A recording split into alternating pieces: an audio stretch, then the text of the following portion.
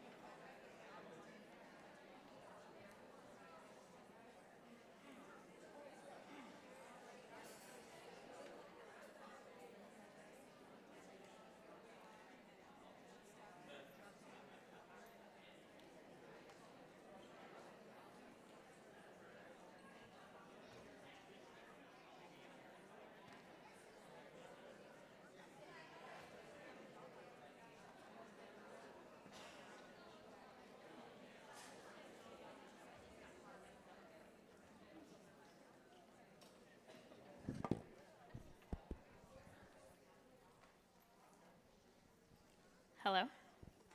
Good evening. Thank you guys all for being here. My name is Megan Henry. I'm one of the assistant principals at Athens High School. And tonight we are going to give you a whole bunch of information on class of 2024 activities. We are super excited to celebrate the class of 2024 all year long. But tonight's purpose is really to get that foundation of setting them up for success for the entire year, both academically and socially and emotionally. So we are going to hear from a couple different people tonight. First from me, I'm going to give you kind of a brief overview of some changes in our administrative team. So first of all, as many of you have already known, we have a new building principal, Mr. Burden. He will be here a little bit later tonight, so when he gets here, I'll be sure to have him stand up and give a friendly wave. Another change with Mr. Dowd's retirement as our assistant principal / athletic director, we have hired a new athletic coordinator for Athens, Mr. Todd Hugh. He is currently on the soccer field right now coaching. We're super excited to have him. I know that many of you have involvements with him through your teaching at Larson or in the soccer program, but he's been a great addition here at Athens. One other change in our administrative team this year is now that there are just 2 assistant principals here at Athens, myself and Mr. Monaco. I know that this class especially has worked with Mr. Monaco pretty closely over the past 2 to 3 years. Our caseloads are changing just a little bit. So now I will have all students with last names A through L, 9 through 12, and Mr. Monaco will have all last names M through Z, 9 through 12. So while many of you have worked with him pretty closely, we're a pretty good team. So should you have any questions and you reach out to him or you reach out to me, we're going to work together in order to best support all of you in your last year at Athens. At this time, I'm going to hand the microphone over to Mrs. Renee Jamil, who is one of our counselors. She's our counseling department head, and she's going to talk about a few things that are going on in the counseling department.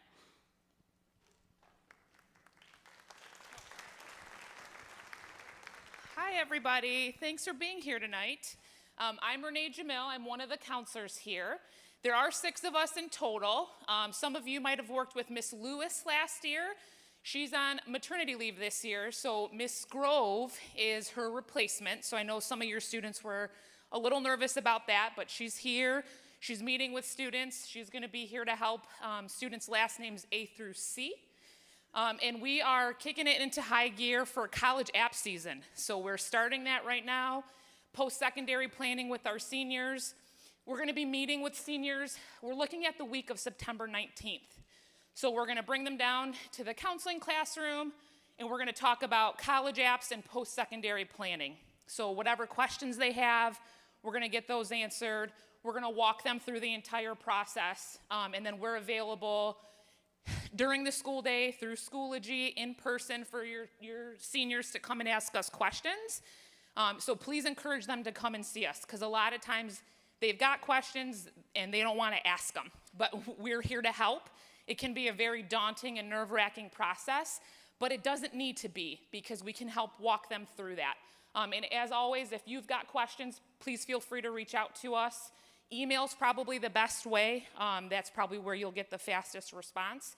But we're here to help. So our counselors are ready. We're on board. We're going to have a great presentation tonight, some information for you, for your seniors. And we look forward to celebrating the class of 2024. So reach out whenever you need to, and we're going to have a great year. Thank you.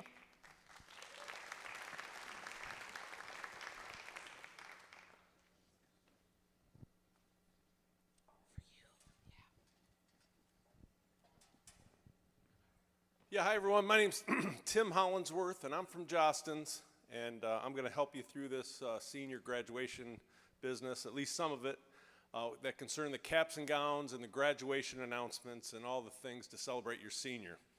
So I was passing out some information earlier, it's a little pamphlet to give you the information, give you the QR code that'll get you right to the Troy Athens page on the website. If you did not get one, I've got some in the front over here and some on the stage over here, so you can help yourself there. But this is a picture of the class of 23 from last year at Pine Knob, looking all nice in their caps and gowns. It comes fast. If this is your first graduating senior, we're here to help you through this. If this is your second or third or fourth or fifth, this is just standard practice for you, and you'll know exactly what you need. So what we have the last few years, we've had Order Week. And Order Week is online. It actually says September 12th to the 18th, but you can order now. The website is open and it's ready to take orders. So from now through September 18th, we're asking all seniors to get their caps and gowns and other graduation items ordered. And I'll show you what some of that stuff is. But it is a big deal. we always tell the seniors, make sure you don't miss this event. I tell them they're the star of the day. Everyone's taking their picture. They're taking pictures with classmates and family, and it's just a great celebration and an emotional day and just something they don't want to miss. So they got to make sure they finish the year strong. Then on the website, it'll ask them for their height and for their approximate weight. We just need approximate. It's really no big deal. And then, like you see in the photo there, everyone will have their red cap and gown with the old gold sleeves on it. It looks really sharp. Then there'll be things on the website that they can place extra items. So if they want to order an extra tassel, that'll be available. Graduation announcements. Most of the seniors won't know what that is, and I tell them, you're just check with your parents. They'll know if they need some or not. This is a sample of the actual Troy Athens announcement, and I'm not sure, we mailed them last week out to you. Not sure if you received them yet. I'm seeing some head shakes. So we mailed it to you so you can really see how nice it is. The Troy Athens crest is engraved on the front cover, and it really looks sharp. Inside then will be the date, time, and the place of the graduation ceremony. And then along with that, you'll see things like the name cards, the return address labels, the envelope seals, all that goes with the sending out the announcements. And then you'll find all of this stuff in a package that we put together just for Athens called the Red Hawks package. That's where you'll see the parents' most popular items and then the senior most popular items.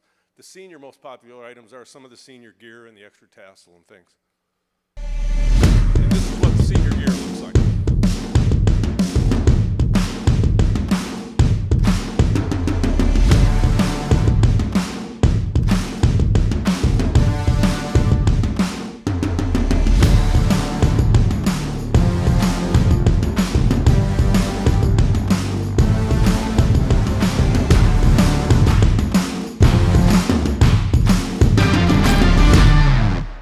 So the senior gear is always real popular, and what we do is when you place your order online, we don't wait till the end of the year to pass everything out.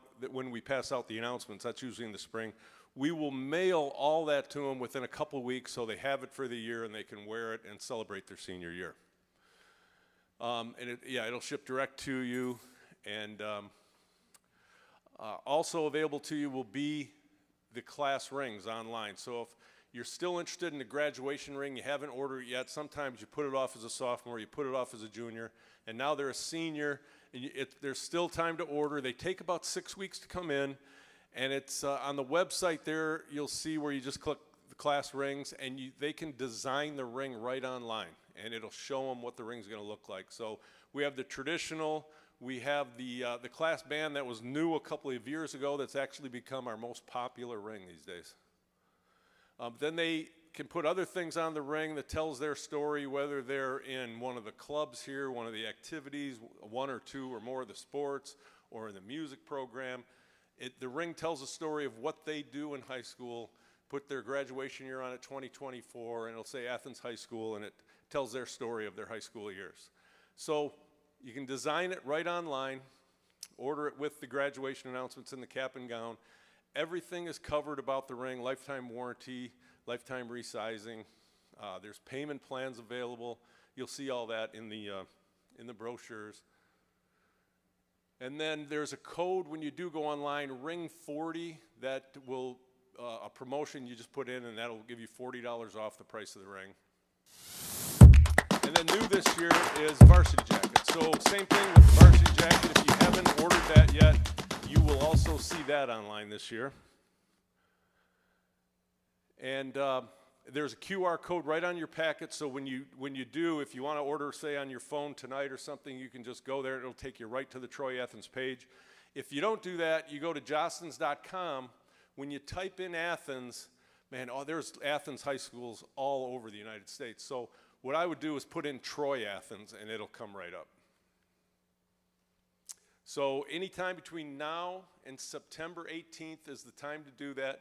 If you have any questions, you can email us, you can call us. Our phone number and email address is right on the website and on the brochures, and we'll be happy to help you through this. Does anybody have any questions right now as to what you need to do? Yes. Yes. Okay, the rings, what we're gonna do is leave some ring sizers in the office. And they can just stop in the main office and try it on and, yeah, okay. Anyone else? Yes? You said extra tassel. Does one tassel come with? Yeah, so one tassel, that's a good question. So one tassel will come with the unit. So cap, gown, and tassel, that's a cap and gown unit. Yep, so you'll get that automatically. Okay, and if you, yes?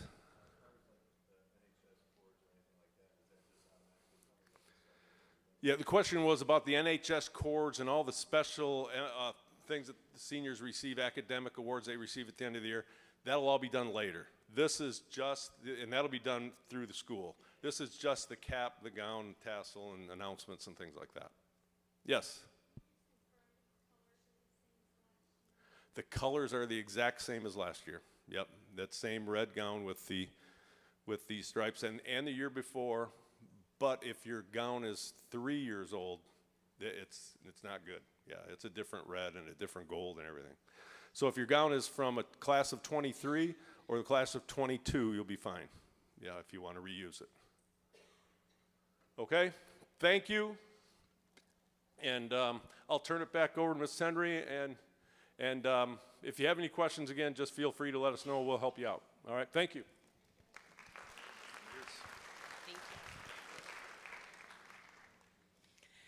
Good evening. Is everybody excited? Are you okay? Are you nervous? You're nervous, I can tell by that little laugh. So on our website are some handouts, but there are a limited amount back on the entryway here. If you don't grab one tonight, they are on our website. We've got QR codes up here for you.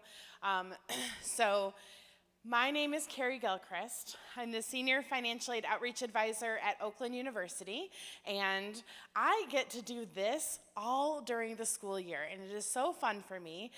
We offer this as a public service to students and families who are going to pursue college after their senior year of high school and beyond, and it is something that I take great personal pleasure in, but I do want to mention that even though I work for Oakland University, this is not an Oakland-specific presentation.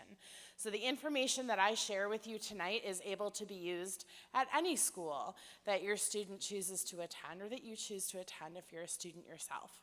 I will let you know that there are QR codes on most of my slides that will take you to additional information about the content of that slide in case you want to take notes. I always ask, how many of you have filled out an application for financial aid before today? You've got older students, you yourself have been a student, okay. So that is good information for me to know as we go through tonight. On our agenda this evening is to discuss the elements of financial aid, kind of what's included in that umbrella term if you are unfamiliar. We're also going to talk about the free application for federal student aid, commonly known as the FAFSA. How many of you are afraid of the FAFSA? Okay. That's also good information for me to know. I promise you that by the end of this evening's presentation, you will feel more comfortable with the process, even if it is something very new to you. If it is something that you feel is old hand to you, I have some good news, is that FAFSA is never going to look like it has before, and so that's really exciting. So I'm excited to kind of give you an overview of those changes that are coming for those of you who have done it before. We will also talk about sources of financial aid, kind of where all that money comes from and how to get it, and what to do if there's been changes in your financial circumstances since 2022. And then, of course, I will wrap up with some next steps that you can take, even starting tonight, to jump into this whole financial aid process. And so I encourage you to have your phones out while I'm talking. I encourage you to use those QR codes. Feel free, if you've grabbed the outline of tonight's presentation, feel free to take notes on that or any other kind of application that you feel is necessary. I do want to reassure you before we even get started here, this presentation is recorded on our website, and we offer live virtual webinars of the same information too. So You don't have to worry about getting all the information. You're able to access it again as well.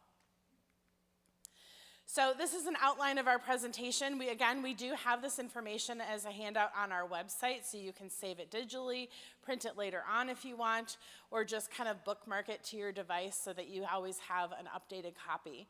At the bottom of this handout is our contact information with our phone number and our website. I will have that sprinkled throughout as well, so in case you have questions moving through this process this year, you have a couple different resources to help you. All the links that I talk about in tonight's presentation, in addition to the QR codes, are also spelled out on our handout as well, so feel free to go and access that on our website if you don't get a hard copy tonight. Generally speaking, there are 4 types of financial aid. There's scholarships, grants, student employment programs, and loans. Those 4 types of financial aid are broken down a little bit further into 3 different categories. There's merit-based aid, which is what we call scholarships. And scholarships are offered to students based on their academic accomplishments. So things like their GPA and their SAT or even ACT scores. There's also need-based aid, and that includes things like grants, federal work-study programs, and subsidized student loans. And those are offered to students based on their financial need. Financial need is a calculation that is performed at the colleges and universities where you apply for financial aid. And so that information may vary a little bit between schools. There's non-need-based aid, and that includes things like the unsubsidized student loan and a Parent Plus loan. Those are offered to students without any regard for their academic accomplishments or their financial need. They are strictly offered to students because they're college students.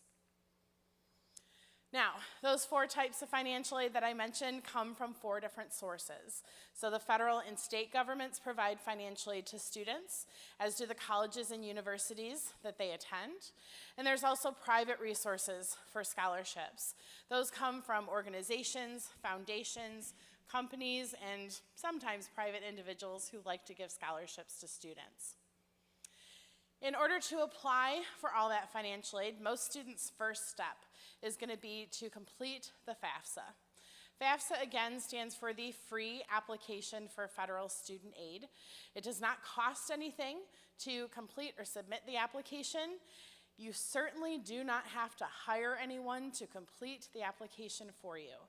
It is designed to be simple enough to complete on your own. And I will tell you that if you haven't seen it in the news or in social media anywhere, the FAFSA Simplification Act has made a lot of improvements to that application process that are planned for the 24-25 FAFSA that your children will be completing. So I'm going to give you some information for those of you who completed the FAFSA before. I'm going to give you some information about the new things that you'll see or the changes that you'll see. Folks who have never done the FAFSA before, you will understand those to be the positive improvements that you have to look forward to, and you will never know the difference. So be thankful for that because, man, there have been nasty rumors about the FAFSA over the years. So the FAFSA is used to award federal aid, state of Michigan aid, and college or university aid. So it's one application that is used by a number of different resources to provide that financial aid to students. It is completed in 2 parts, this starting with the 24-25 FAFSA. So there will be a student section and what they call a contributor section. We'll get into some of the details as we go out throughout the presentation, but short form is that contributors for high school age students who are dependent students are parents in the household. There is going to be a login that is created for, the student will have to create their own, and each parent in the household being reported on FAFSA will have to create their own. So if there's multiple parents, step-parents, et cetera, in the household, you will have to create your own login. Now, for those of you who have done the FAFSA before, this is formerly kind of known as the FSA ID. They're kind of making a vocabulary transition here. And they're calling it the studentaid.gov login. So every student and each parent in the household must each create their own login. Those users must consent on the FAFSA to having the Federal Department of Education access from the IRS their federal tax information. Whether or not you file taxes, they're going to access, for example, your non-filing status, or your filing status, or your wage information for your particular income situation when you fill out the FAFSA. So for folks who've done this before, it used to be the data retrieval tool. There's now no transfer of information. You're simply consenting to your information being used, which offers an additional security feature, which we like. So students and applicants and their parents or contributors have to consent to their information being used. If anyone associated with the student's application does not consent, does not click that little button, nothing will happen with the FAFSA. It'll be rejected, it won't be processed, the student won't get financial aid. So regardless of your filing status, you need to consent to having use of your federal tax information. Another kind of updated feature, because the FAFSA is completed in 2 different parts, students will be the ones to start their application. They have to invite their contributors at the end of their application to contribute their information to the FAFSA, which means parents in the household will get their own emailed invitation to start their portion of the FAFSA. In order to provide that invitation, students will need the parents' first and last names, their social security numbers if they have one, and their email address. So, it is not required that you sit down together and do the application at the same time, but in some cases that may be easier if you're together or at least able to talk on the phone when you're doing that. A student's application is going to include contributor information unless they are single and considered independent.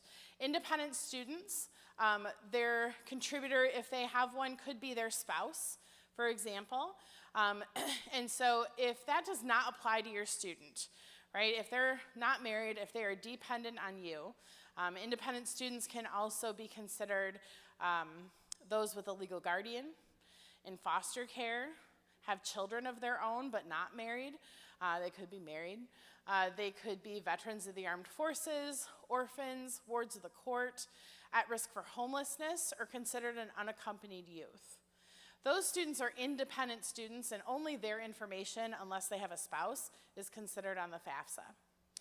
If that does not apply to the student you're here representing tonight, they will be considered a dependent student. And dependent students will be required to provide contributor information on their FAFSA. Those contributors will be considered the parents in the household that is being reported on FAFSA. So parents, in terms of what the Department of Ed and FAFSA considers parents, are those in the household who are biological parents, step parents, so the remarried spouse of a biological parent, and could also be adoptive parents as well. Legal guardians are not considered parents. Grandparents who the student lived with, not considered parents. Aunts, uncles, siblings, that kind of thing. So it is just biological, step, and adoptive parents in the household being reported on FAFSA. So I've said that particular phrase about 1 million times already. You'll hear it a half a dozen more at least. FAFSA only collects one household's information on the application. So if you live in a divorced or a separated household, or otherwise live in multiple households with your student lives in multiple households with your family, the FAFSA is only going to collect one household's information. And the way they determine that for the 24-25 FAFSA is going to be the household who provides the most financial support for the student in the 12 months prior to completing the application. So if you are familiar, FAFSA alumni, if you will, if you're familiar with the application, it used to be kind of complicated with, where does the student live most and all this other stuff. They kind of did away with that, and now it is who provides the most financial support to the student. We have on our website an additional handout. It's called the FAFSA worksheet, and it kind of helps you gather all this information and kind of gives you an outline of how this process is going to go. I definitely recommend printing this out and keeping it with your college information or with your tax information, for example, something that you keep safe and you know where that's going to be and you're going to be able to access it each academic year. Under step number 1, if you have a handout, it's on the flip side. Under step number 1, there is going to be a spot for the student and up to 2 parents to record their studentaid.gov login information. So the information that you have associated with that login. Under step number 2, it's going to give you kind of the resources for filling out that application. There are also going to be step number 3 that gives you some things to do after you've completed the application to move forward in that financial aid process. So I think this is a pretty handy worksheet to keep in contact with. Again, at the bottom is our website and our phone number. In case you need help during any of those processes, you can access those resources there. Now, students should file an electronic FAFSA as soon as it becomes available, beginning in their senior year of high school. So that is your student this year. And this is going to be the first time they fill out a FAFSA. It is going to become available and released in December of 2023. So this coming December, they are releasing that FAFSA for the 24-25 school year. Currently, the only one is available for this current school year, so don't do that one. You want to wait until December when the 24-25 FAFSA is available. If you are not new to FAFSA, the FAFSA is going to still hold October 1st as an important date beginning 2024. So after this year, the FAFSA will be released every October 1st, beginning October 1st of 2024, for the next school year's application. So what that means, okay, is that you're always going to fill out a FAFSA kind of almost a year ahead of when you're going to need that financial aid. So every October 1st, starting next year, you're going to fill out a FAFSA. This year, you're just going to wait until December to do it. Now, the disappointing news is they haven't yet announced the date in December that they're going to release it. So there's a rumor that they might tell us in November what date they're going to release it in December, but they have to, by law, release it by December 31st, 2023. I really suspect that they're going to wait until December 31st, and they're just going to put it out at that point because they're making a lot of changes, and they're going to want to triple, quadruple check it to make sure that everything is accurate before they release that to the public. It is always going to be available at studentaid.gov. You can go a little bit further and go studentaid.gov/FAFSA, but even when you go to studentaid.gov, that is the primary reason for being on that website, so it's going to be front page news all the time. Now, I have sort of emphasized an electronic version of the FAFSA. That is because there is a paper application available. I do not recommend the paper application. Please do not print out a PDF of the FAFSA and fill it out by hand. It's awful. Just do the electronic version. That is intended to be the way that that is completed. It is much faster. They will process that electronic FAFSA in 1 to 3 days. If you do a paper FAFSA and mail it in, you're going to have to wait. It used to be 6 to 8 weeks. I don't know how much longer it would take now because it's completed in 2 parts and you have to wait for an invitation and all that stuff. So just do the electronic FAFSA. 1 to 3 days to process. It is a secure federal website if you're concerned about putting your information online. The features that they have in terms of security are even more so improved with this 24-25 FAFSA. I mentioned the federal tax information that they're going to ask you to consent to being used. That information is no longer transferred to the FAFSA. It's sent separately and available separately to the schools so that there is an encryption and a separation of information. Your income, your wages, all that information is not going to be visible to anybody else who has access to the FAFSA. So, for example, your child is not going to be able to go in and look at your tax information. They're not going to be able to look at your income information. It's not going to appear on any subsequent reports of the FAFSA. There are always helpful, handy tips and tricks for using online applications. Those tool tips that you're used to seeing online are still going to be present on the FAFSA. You can click on it and it will tell you the definition of what it's looking for and exactly where to find that information in your own paperwork and documentation. There's also detailed help pages and a live chat function at studentaid.gov if and when you are attempting to do the FAFSA solo on your own without help. When you're completing the application, for every student and the contributors, they're going to collect demographic information, taxed and income information, untaxed income information, as well as the net worth of assets. So they're going to expect you to have some of that information prepared or easily accessible. It will make it a lot easier for you if you have that information prepared. So there is a checklist online that you can access ahead of time. But I'm going to give you sort of a preview of what those questions look like. So they're going to break it down into 3 questions. The first question is going to be the balance of money in your checking and savings accounts and any cash you keep on hand. A new kind of updated piece of information that they've transferred sections for the FAFSA is child support received in the household. That used to be part of a different question, but they have changed sections and they're now putting it in assets. Because they haven't released the FAFSA, they haven't told us which question that falls under. And this first one is the only one that makes sense to me. So I'm guessing it's going to be in that first one. It may be in a different question within this subset though. The second question is going to be under investments. It's going to be about the net worth of any investments, so stocks, bonds, CDs, any property or land that you might own. It is going to include for the student, any college savings plans that exist, so MESP, the MET program, another federal 529 program, et cetera. It's also going to include a question about the net worth of any business that is owned within the family or that particular contributor, or any investment farm values. So the net worth of any equipment, buildings, supplies, or inventory that is owned by that business or that investment farm.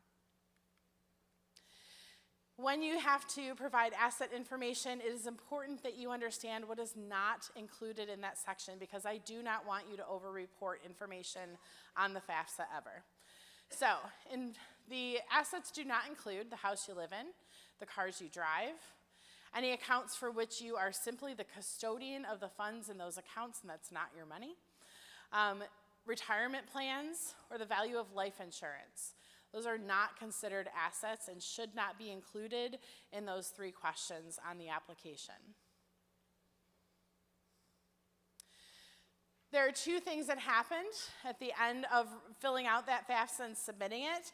The first is that the student aid index is calculated. This replaces the EFC if you're a completer of a previous FAFSA. The student aid index is a new formula that they're using to help schools determine a student's federal aid eligibility for most of the federal awards that are offered. If you're familiar with the Pell Grant does not always use this student aid index. It may sometimes, but for the most part, it uses other criteria to determine a student's eligibility. A school may use this student aid index information to determine a student's institutional aid eligibility, but in most cases, more than likely what they're going to use are specific answers to questions on the FAFSA rather than this particular end result. The second thing to happen is a FAFSA submission summary is made available to the student applicant that is going to have some information reported on the FAFSA so that if there is an issue, this is how they're going to communicate it to the applicant to tell them, hey, one of your contributors didn't provide consent, we're going to reject your FAFSA, it's not going to be processed. Please ask them to go back into their section of the FAFSA, provide consent. Hey, by the way, here's an update. Neither of your contributors have opened that invitation. Please call and remind them that they need to provide this information in order for you to get financial aid. It's going to be some notes and some kind of next step guidance for them from the Department of Education.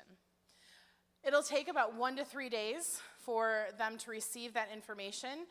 When they receive it, it is a sign that the FAFSA has been processed and made available to the schools that they have listed on that application. If there are things that need to be corrected or followed through on, you just log back into the studentaid.gov website, access the FAFSA again, and go through that process. It is definitely not difficult, definitely an everyday occurrence, I would say. Now, while all that fun stuff is going on with you in the FAFSA, colleges and universities are making their own preparation for students' financial aid packages. We are preparing by calculating what's called our estimated cost of attendance. And the estimated cost of attendance is going to be an estimate of what the average student spends at that school on a student's billable items, so things like tuition, on-campus housing and food if they live on campus. They're also going to consider what a student might spend on educational things outside of those billed items. So non-billed expenses like living off campus or at home with parents. Transportation, books, supplies, equipment, that kind of stuff. And you know, they're kind of personal miscellaneous living expenses that support them being in college. Right? So there's billed and non-billed items. Schools are going to take all those things into consideration to help figure out how much financial aid might a student need to go here. And so when we add that all up together, that tells us our total cost of attendance. That tells us how much maximum financial aid each student is eligible for based on our estimates in this calculation. So now that we know how much financial aid they're going to be offered, we need to figure out what kind of aid each student is going to receive. So we take our cost of attendance and we take their student aid index from the FAFSA and we subtract that from our cost of attendance, and that tells us a student's financial need. Financial need is the maximum amount of a need-based aid a student can get relative to the rest of their financial aid offer, their merit-based aid, within their total financial aid package. What the heck does that mean, right? So the way I like to explain it is if you picture a big 5-gallon bucket from the hardware store, one of those orange Home Depot or blue Lowe's buckets, we're trying to fill that with money to get a student's financial aid so they can get help paying for college. So on that bucket is a fill line. That fill line represents the student's financial need. That financial need, when we're looking at their total financial aid packet, is going to be different for every student, even if they're siblings within the same household. Their particular circumstances and unique things that apply to them may not be the same as even their twin sibling right next door. Right? So it is important to remember that this is a very individualized number for each student, and is not necessarily going to be the same for students within each family. So once we figure out our financial need, that tells us what kind of money is going into the bucket. So we're going to start and pour in our merit-based aid and then our need-based aid. So scholarships, then grants, then work study, then subsidized loans, just up to that fill line. Our goal, though, is to fill up the whole bucket with money. So beyond that fill line, we can pour in that non-need-based aid. So the unsubsidized student loans and Parent Plus loans that we mentioned earlier. Once that bucket is as full as we can get it, that's when we're going to start sending out financial aid offers. This year only, it's going to feel like a very tight timeline. And it is a little bit of a tight timeline. But in coming years, you'll have a little bit more room when you get this kind of information. But for this year, you can expect, if you fill out your FAFSA in December or January, you can expect to start receiving financial aid offers from schools, we hope in March, but it might not be until April. Schools across the country and in Michigan typically use May 1st as decision day. And this is where that little tightness and pressure is going to come in. Schools have not yet made any announcements about changing their decision day. They expect students to decide where they're attending college by May 1st, even if they don't get a financial aid offer until April. So schools are all in this position because the way financial aid is being processed, how it's being awarded, the formulas and everything is being so radically changed that we have to change all of our systems too this year. And so we're going to go through extra testing and extra processing to make sure that what we are giving you when we send out those financial aid offers is accurate. Because we know it's a tight timeline, and we know that you're going to be under a little bit of pressure to make a decision. We don't want to add to that stress by sending you a mistake. So it will be a little rough to be patient. I am not a patient person, so I understand that. But I have good news for you.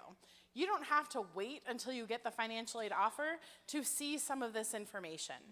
Every single school that accepts federal aid as part of their financial aid package for students uses what's called a net price calculator and has to publish that information on their website. So on every financial aid website, sometimes the admissions website, but mostly financial aid, you're going to find a link to their net price calculator. That net price calculator is going to ask you to provide some information about the student, and then they're going to take the information that you input. They're going to calculate for you an estimated cost of attendance. So they will have an estimated amount of financial aid that a student can receive at that school. In most cases, not all, in most cases, they will also give you an estimated financial aid offer.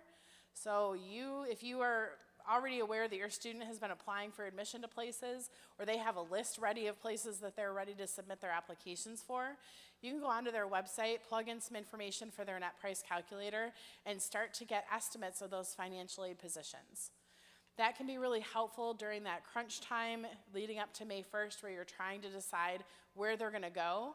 You can kind of start ranking those schools in order. It will help. I'm not saying rank everything financially because that's not all the factors that should be considered, but it will help you to understand kind of financially what positions you might be in as you're looking at those schools where your student might attend. So I do encourage you, any school that your student is considering applying for financial aid, please go onto their financial aid website or just the school website and do a search for net price calculator and start plugging in information and changing it to see, if they reach this GPA or if they retake the SAT and they submit this test score, how will that change things for them? Now, once they receive their financial aid offer letter, they may have some additional steps to take to receive their financial aid and confirm their financial aid offer. About 18% of applicants through the FAFSA will be selected for a process called verification. And verification is when the Department of Education flags a student's FAFSA, tells the schools where they've sent it, hey, you need to collect information from the student and their family in order to verify their FAFSA was filed accurately. So we might ask for some worksheets. We might tell you to go back on and do that consent thing so that we can process the student's FAFSA. But when we send out that information requesting that, it does not commit you to attending that school if you fulfill those requirements. All you're doing is allowing the school to confirm the financial aid offer that they're providing you so that you can make a good decision where your student is going to attend, partially based on finances.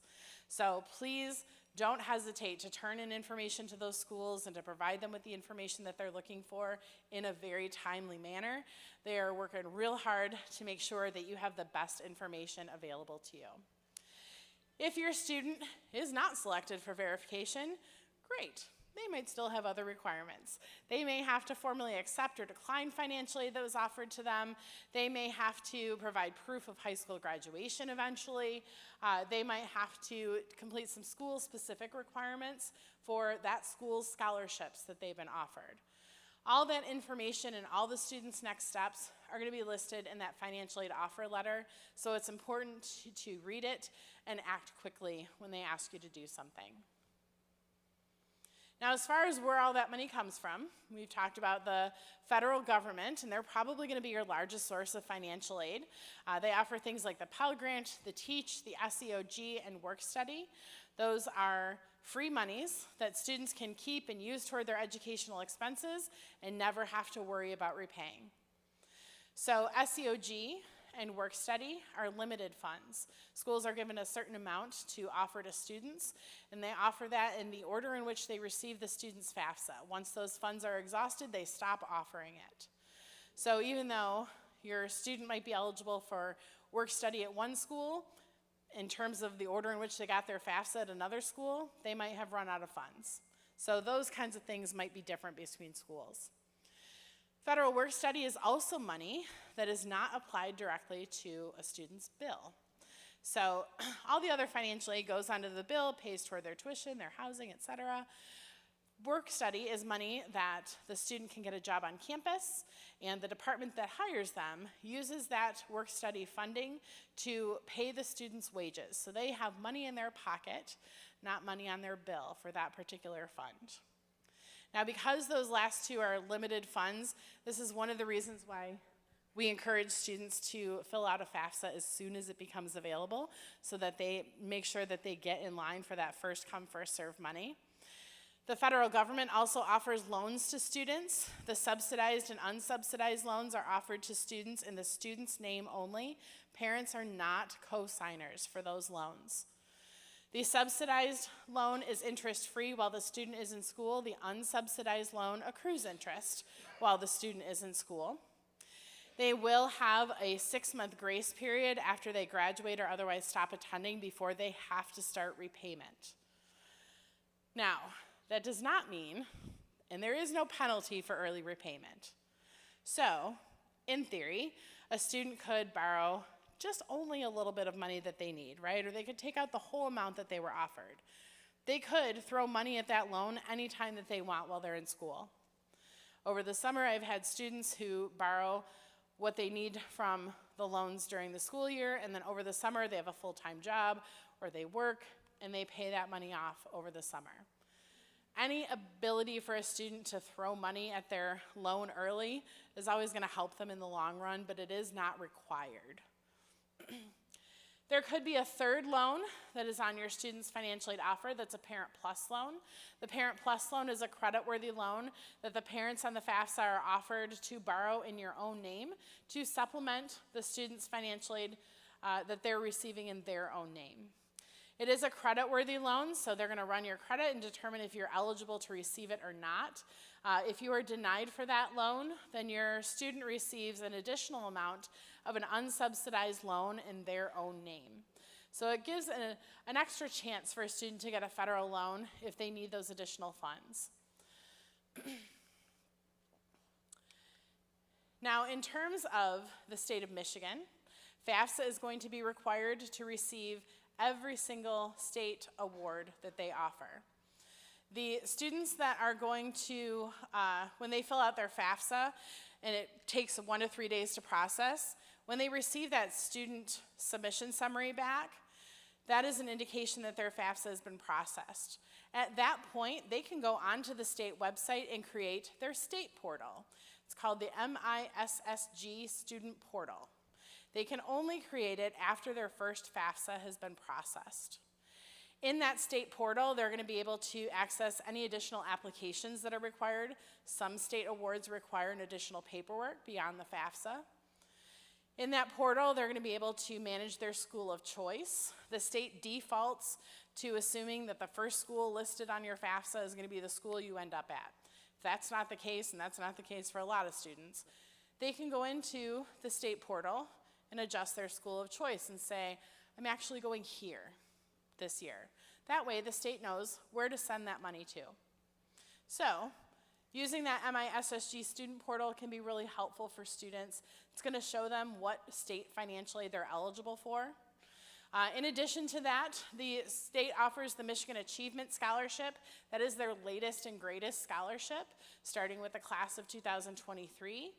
There is some information that they have not yet announced due to the changes in FAFSA. So we know that it's going to be for Michigan high school graduates who are residents of the state, who are attending Michigan colleges, who have graduated in 2023 or later. So we know that it's going to be renewable for up to 5 years, which is in terms of financial aid access, a long time. Usually renewable things are good for like the 4 years that they expect you to be finished in. But this is going to be renewable for up to 5 years. We know that there's going to be a need-based component, but we don't know what that looks like yet for the new FAFSA Student Aid Index. So we're kind of waiting on that information. The value of the scholarship for the coming school year is expected to be $5,500 for students going to a school like Oakland or another public institution. It's expected to be up to $4,000 if they attend a private college, and up to $2,750 if they attend a community college. That, again, is going to be their annual each year amount.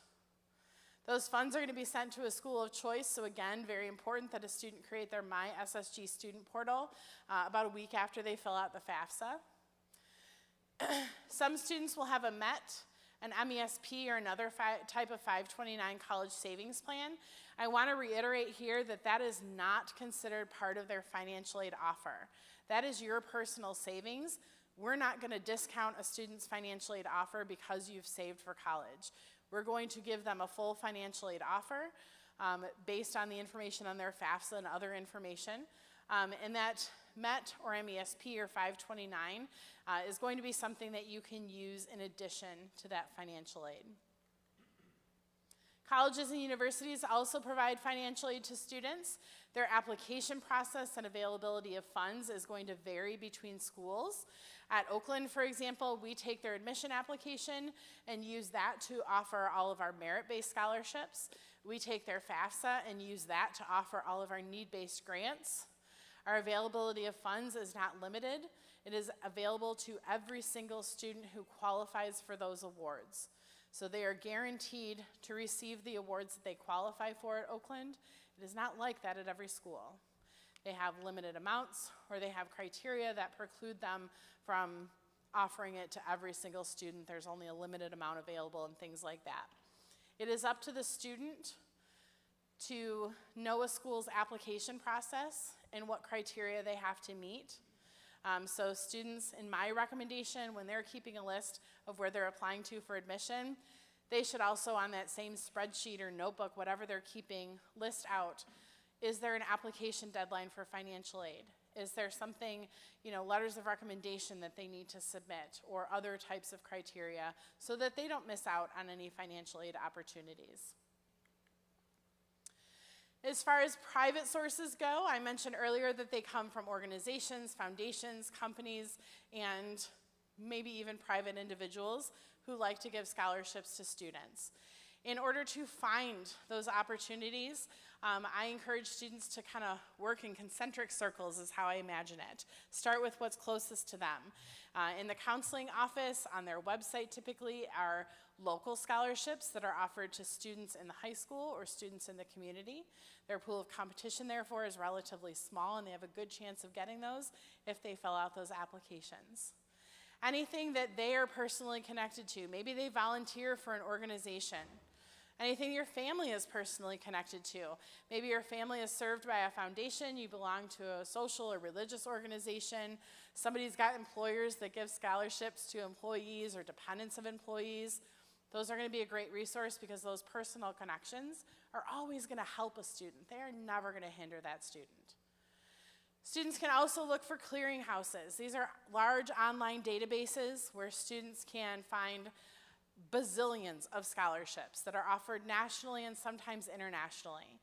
That means that they're going to have to fill out a lot of applications to see a little bit of return. So it is something that I encourage them to access regularly, and they can start all of these processes right now. They don't have to wait until they've been admitted somewhere. They don't have to wait until they've filled out all their applications. They can start looking for those private scholarships right now. When you fill out the FAFSA, they're going to ask you to consent to your federal tax information being used from the year 2022. And so it's 2023. The income that you earned last year could be wildly different than the income you use this year, or you earn this year. So you might have experienced a change in your family structure, change in your employment situation. All kinds of things could be different. that negatively impact your current financial standing, where that information that they're using from 2022 is no longer accurately picturing what your current situation is. It could be like that right now. It could happen during the school year after you fill out the FAFSA. All that information could be very different.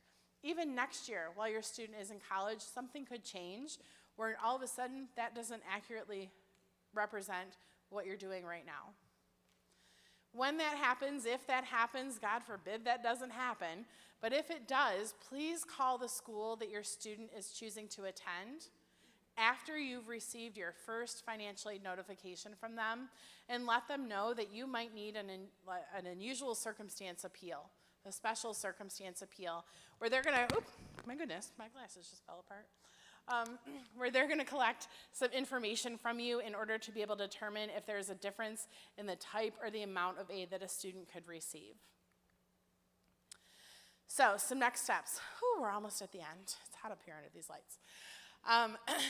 You can go home tonight, in most cases, and create your studentaid.gov login. One of the additional changes that will be coming down the line is that users, applicants, contributors won't have to have a social security number in order to create this login credential. Currently, they haven't switched over to that system yet. So right now, if you were to go tonight, you do have to have a social security number in order to create this login. Before the FAFSA is available, they will change that. You have to have a credential at least 24 hours ahead of filling out the FAFSA. So at least a day in advance, they will make it so that anybody can create an account to create a login at studentaid.gov. But you can hopefully go and do that tonight if you want to. You can continue to get financial aid help. If you go to our website, oakland.edu/financial events, you will find this presentation recorded version. There's going to be lots and lots of live presentations before December that you can join. If you have friends or family who couldn't make it tonight and you think this would be helpful information for them to know, even if they have had 83 college students in their family, the FAFSA is going to be very different this year. And while for a lot of you it won't be different because it'll just be new in the way it is, for us who have been experiencing it for a while, it's going to be really different, and that might be a struggle. So please send them to our website to get help. That information is available to the public and open to anyone regardless of your plans to attend OU or not. We also offer FAFSA workshops that are also open to the public, so I encourage you to access those. On that page too, you'll see a tab for a financial aid offer evaluation. That worksheet is available on our website to be used to help you figure out kind of what your bottom line is going to be at every school your student is considering, so that you can quickly navigate through that information once you start getting those financial aid offers. Attend events and ask questions. This is a great start to getting some general information, but I encourage you to please set your feet on a college campus and experience what it's like at that particular school. That is going to have a big impact on a student's ability to determine the best fit for them. And that fit is going to have a lot to do with their academic success. Remember that you can use that net price calculator to get some early information about the estimated cost and potential financial aid offers a student will receive. Apply for those private scholarships. My best advice for that process is for students to create a weekly goal of how much time they want to put toward that process, how many applications they want to turn out every week, and consistently hit that goal from now until the time they graduate from college. That's going to increase the number of applications they put out, which increases the probability that they actually get selected for some of those. If you have questions after you leave tonight, at least once, you'll wake up at 3 o'clock in the morning and go, oh my God, I have a financial aid question. Oh, don't panic. You have lots of resources. The high school counseling team, they know everything. If they don't know the specific answer to your very particular question, they have access to lots of financial aid folks and lots of admissions folks that will be happy to answer that question for them. I get emails and phone calls from them a lot. I love it. You can, of course, access financial aid folks like myself, admissions advisors. When you come to our campuses to visit, we're going to be hanging around. Stop by our offices. Give us a call one day. If you see me in line, I do live locally. If you see me in line at like the Tropical Smoothie or the craft store, please feel free to stop and ask me a question. It makes me feel famous, and I love that. Especially if my mom was with me. She loves it when people come up and they're like, Dr. Gilchrist. She's like, oh, that's my daughter. She loves it. So please do. You can also call my office. If you just have a general question and you're not really sure where to turn, please call my office. My staff is amazing, and they have a particular passion for helping families prepare and understand the financial aid process before they're in the thick of it. You can also access websites and social media and YouTubes for the federal and state departments of education.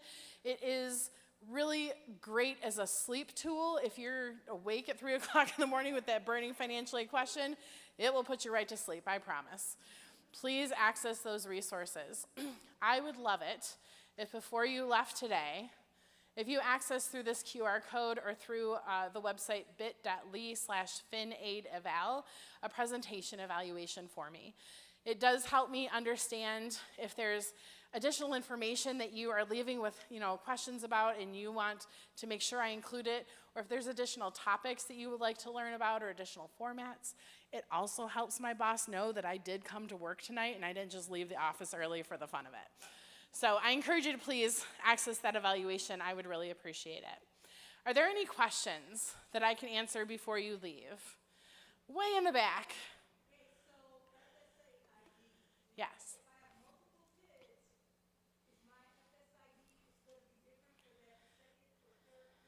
That's a great question. So what they're referring to is the studentaid.gov login. It used to be called the FSA ID. They're kind of making a vocab shift right now to referring to it as the studentaid.gov login. If you already have an FSA ID or a login for that page, you're going to continue to use your same login credentials. You don't have to create separate ones for yourself for each student that you have in your household. Each of those students will create their own FSA ID or studentaid.gov login. But that login is going to be unique to you. It's just like logging into your email or logging into your DTE bill or, your WOW bill, whatever, whatever you're doing with logging into an account that's your login, you're going to do your own login. You're not going to share accounts. That really messes things up. And don't create accounts for somebody else. Man, that's a pain in the butt to fix. Yes? All right.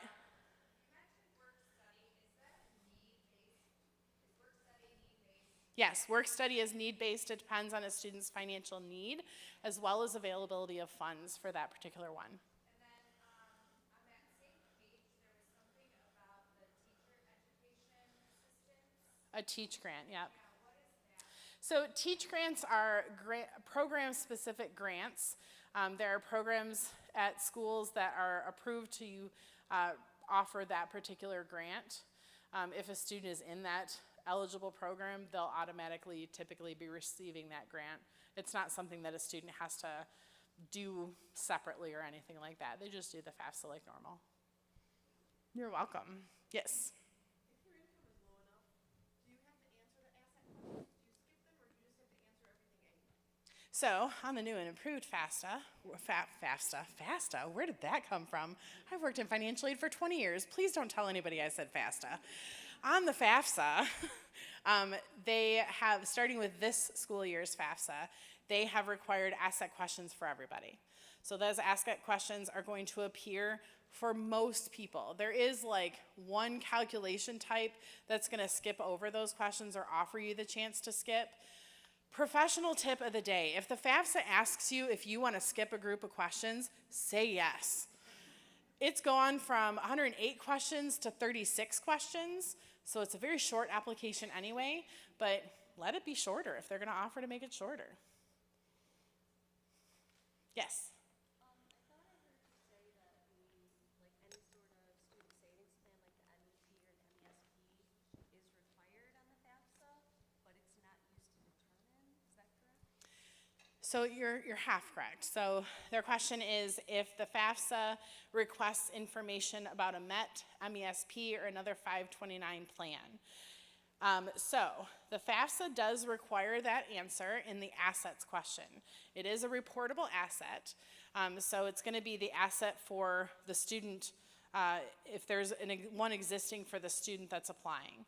It used to be, and I'm sorry that you have to listen to like, the FAFSA used to be this way if you're new to this process, but for people who've done it before, it's a little consuming for it to be understood this way. But it used to be on the FAFSA that you had to report it for any child in the household as a family household asset. They have changed it. So it is still an asset that's reported, but it is just the value for that student that's applying for financial aid. So that's a change. But it is not considered part of their financial aid offer. So you won't see your 529 or college savings program listed as part of their financial aid offer. It is going to be something that is your personal asset. So we're not going to discount their financial aid that they're getting or anything like that.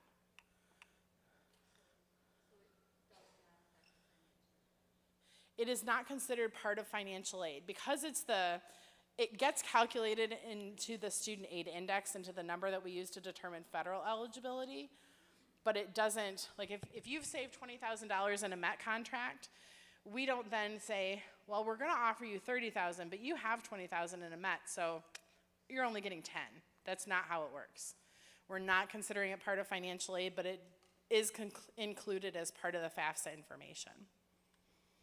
Yes. Yeah. So that's a great question. If somebody outside the household is the quote-unquote owner of the contract, they've changed it a few times. We don't yet know how they're specifically requiring it this year. We just know that it's going to be reportable for just that student's value, not for the entire household.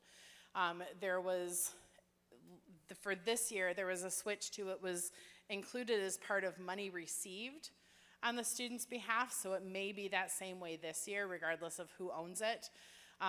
But we're, to be honest with you, just not sure yet because we haven't gotten that list of questions yet. And right behind. Nope, I'm sorry, this person down here, and then I'll come back to you.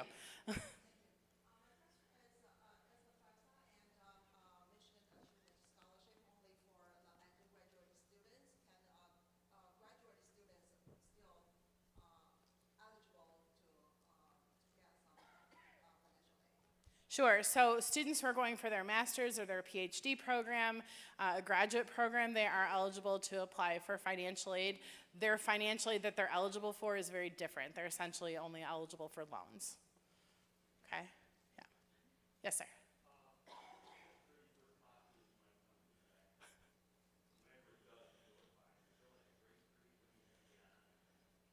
Yeah, so the FAFSA doesn't really have a deadline, right? So I'm going to give you some dates.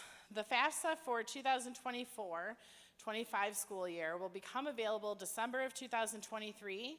It won't go away and be removed from the FAFSA website until June 30th of 2025. Don't wait that long to fill out the FAFSA. Do it when it becomes available because that's part of that first come, first serve financial aid. But there's not, unless it's a school-specific deadline, there's not a deadline by which you have to fill out the application.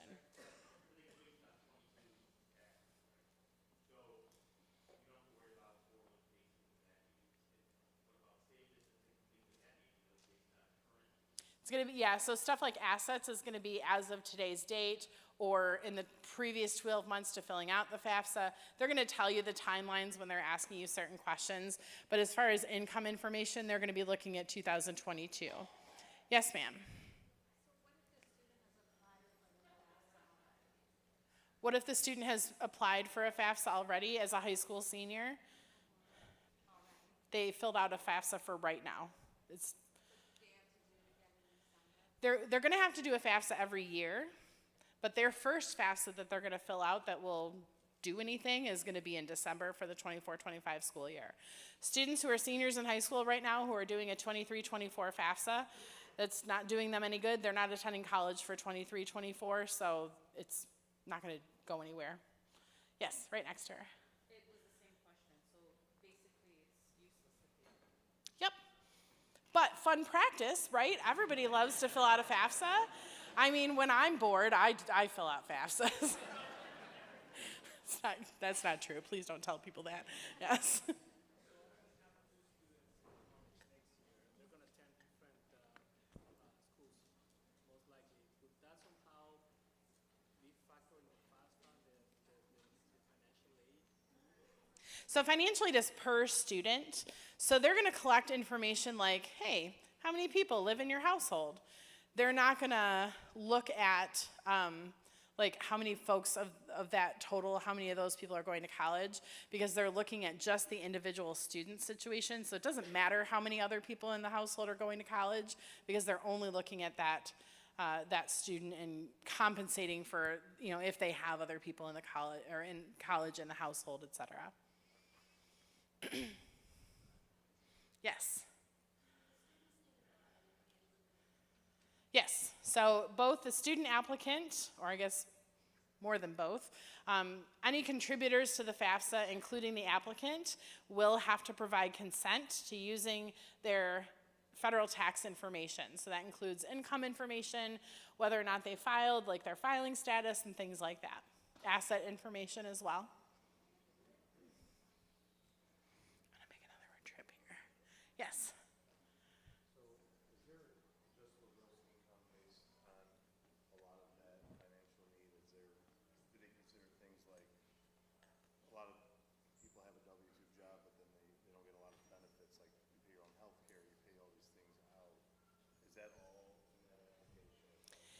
Yes, so the federal tax information that you're consenting to being used is the information that you file on your taxes.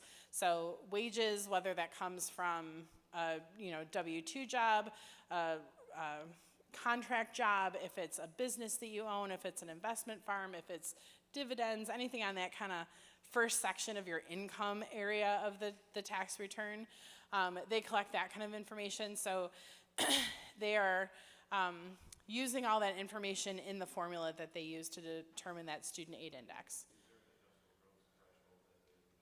No, unfortunately not. So his question is there a threshold to our income or our adjustable gross income or wages and things like that, which says, well, if you make this much money or above, you're not eligible for anything. There is nothing like that. I'm going to start like wearing t-shirts that says this. Everybody should always fill out a FAFSA. Everyone. It is hard for students who, let me figure out how I'm going to say this. So there's a lot of people who say, I'm not going to fill out a FAFSA, we're not going to get anything anyway. You don't know that. So your student might not be eligible for federal grants, but they could be eligible for institutional grants based off that information, but you would never know that because the thresholds for federal aid versus institutional aid is different. And so I don't want you to have to pretend and play financial aid advisor to figure out if your student is going to be eligible for aid. Answer the 36 questions on the FAFSA and make your life easy. Everybody should always fill out the FAFSA. At the very least, it's like 10 to 15 minutes of quality family time once a year, right? So it's great. It's perfect. It's just the right amount. Nobody wants more than that. Nobody wants less. It's just the right amount for a good family quality night.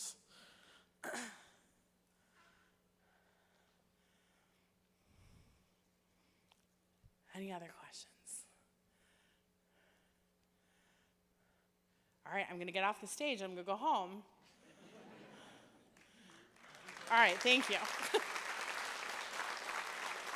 Thank you so much. I really appreciate it. This is always such a great place to go to. Thanks. Thank you. All right, that concludes our session for the evening. If at any point in time you have any questions about any other senior-related activities, you can reach out to any Athens administrator, and we'd be happy to help. Otherwise, have a great night. Oh, sorry, last thing before I forget again. Big thank you to Gino and his crew back there for running the theater tonight. Have a great night, guys.